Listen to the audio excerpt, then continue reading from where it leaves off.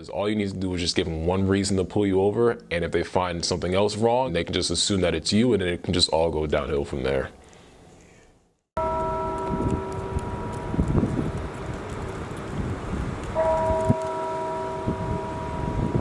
My name is Malik Bailey. I am a sophomore at Cabrini. I'm from Sicklerville, New Jersey. Don't give them a reason to pull you over. Don't be speeding. If you do get pulled over, make sure your wrists are on top of the wheel. Before you get something, tell them, hey, is it okay if I can reach for this? My name is Joseph Fitzgerald. I'm an associate professor of history and political science at Cabrini University. Specifically, I am a historian of the civil rights and Black power waves of the Black liberation movement. I earned a bachelor's degree in Black studies, a master's degree in Black studies, and a PhD or a doctorate in Black studies. If we're just going to use two demographic groups, Black or white, Black people are more heavily policed. What does police or policing mean? It means being stopped and detained by police. Stop and frisk is an expression of that.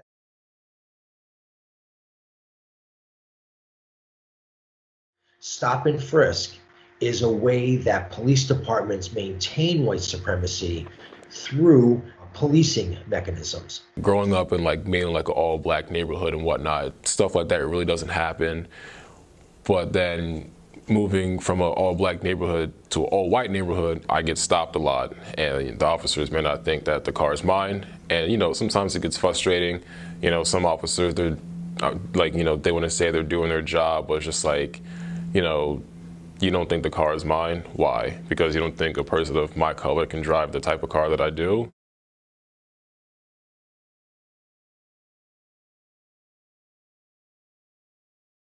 There was actually one time where the officer did make me get out of my car, and he had me sit on my hood for about an hour, and it was raining, and he called for backup and everything like that, trying to figure out, is this car really mine? And I just feel like they took it way out of context, and stuff like that should just not happen. We think it's an individual act or just a series or collection of individual acts.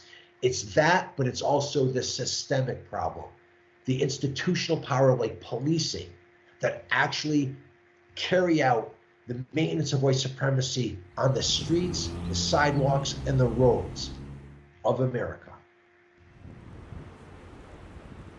But we're in 2021 now. But if you're still racist, that's a big problem. And it's just pure ignorance. For the people that say all lives matter, all right, well then if all lives matter, then march with us for Black Lives Matter then, because we're the ones that are currently going through something. So, if you want all lives to matter, help us, get the justice that we want. Help us to finally get the equality that we've been striving for decades now. What I hope people learn from paying attention to the Black Lives Matter movement is that Black life is non-negotiable. It doesn't matter who the Black people are. All of their lives are valuable.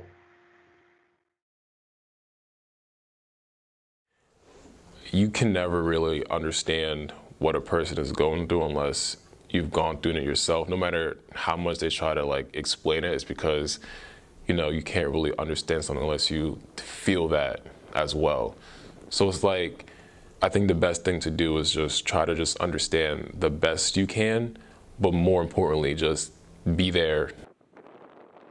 If you're a white person and you really want to be an ally, an anti-racist ally to BIPOC people, then it's more than just the performance of putting, a black box in your Twitter account or your Instagram account. It's actually listening to the concerns Black people have, not centering yourself in the conversation. Someone speaks bad about, your Black friend and you're all white in the room. Don't be afraid to be hey, you can't talk about that person like that. It's the little stuff like that is what counts. Being more than just a follower, just be a leader, don't be afraid to stand out and, do the things that, you're not used to doing, and just keep asking them how they're feeling, just keep being that friend.